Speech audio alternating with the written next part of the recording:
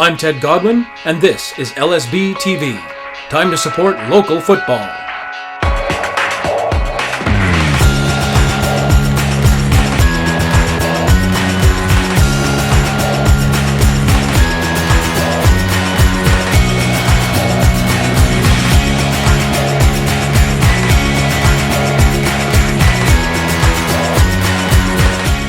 This week on LSBTV, we cover the good, the bad, and the ugly, not necessarily in that order.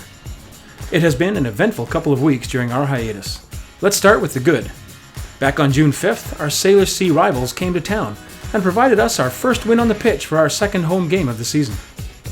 Kitsap had come to town hoping to make up ground, but in the end they were lucky to score an early goal, as it was all Highlanders from there on out.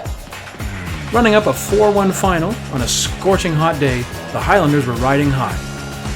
We asked Dave Dew about the game. Pretty excited about that. When I saw that they had to play the game on Wednesday, and then when I saw who came in, they had practice yesterday at 5 o'clock up here on the turf. I saw they were missing a few of their key players, and I said to the guys, this is our chance. And I said, it's almost like it was crafted just for us, so take it. So that's great. And Ryan Dillon, bit of an impact substitution there? Yeah, no kidding. And you know, he wasn't our first choice because I put on Michael North, and then suddenly North gets hurt, so I had to make the sub, and he pops 2 goals. That was pretty great. And how do you feel overall the shape is coming together now? It's good. I mean, defensively quite good. I was still disappointed we gave up the early goal. I thought it was a poor one to give up.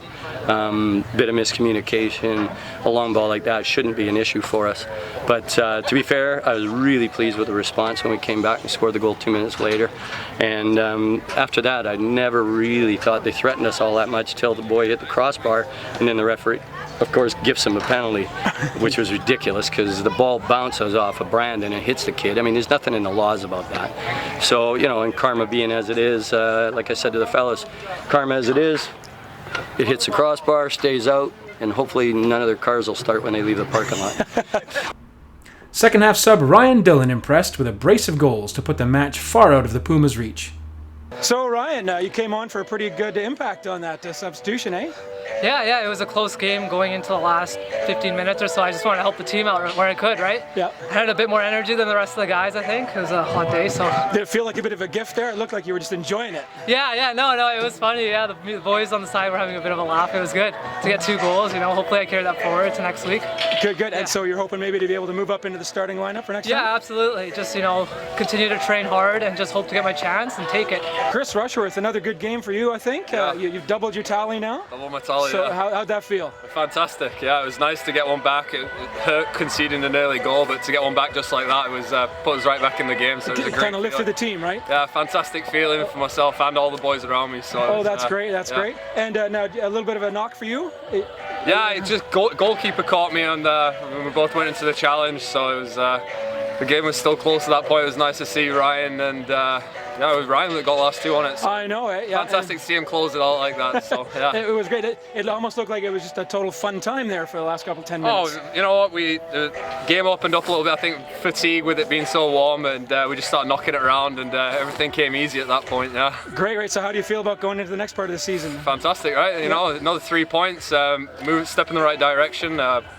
Practice obviously paid off the last few weeks, putting in the hard work, and hopefully we'll get another 3 points moving forward. The following weekend, it was off to Calgary for the team for a pair of games against division leaders Foothills FC.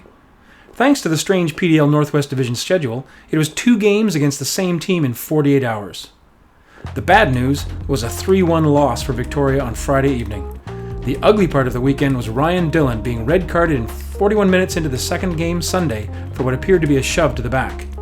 Down 2-1 in the dying minutes, it was veterans Blair Sturck and Riley O'Neill who combined to equalize and earn a point on the road.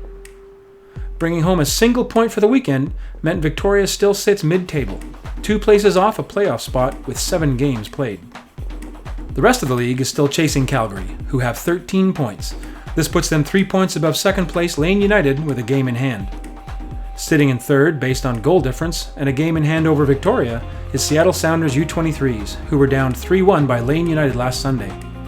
Victoria will look to overtake the young Sounders when they play this coming Sunday. The Highlanders will hope that Seattle's game on Friday night provides them no points and tires them out. Unfortunately for Victoria, they also have a game this Friday, starting their road trip against Washington Crossfire, who also have 9 points from 7 games, creating a tight race in mid-table in the division. This game against Washington is the first of 3 the two teams will play in 9 days.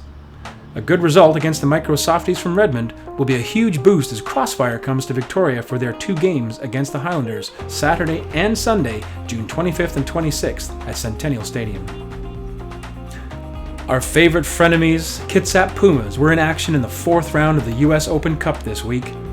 Unfortunately, it was against Seattle Sounders' full MLS squad, and the result was, well, kind of expected. It was brave of you guys to get there. Well done. Think before you chant. Supporter culture in Victoria and beyond.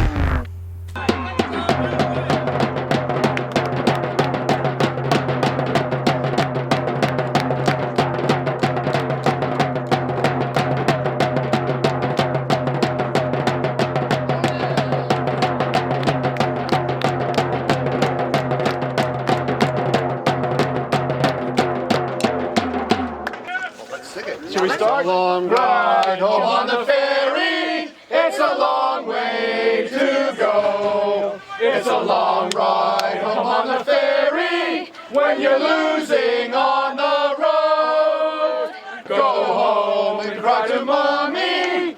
Never more to roam. It's a long ride home on the ferry. It's a long ride. Go home.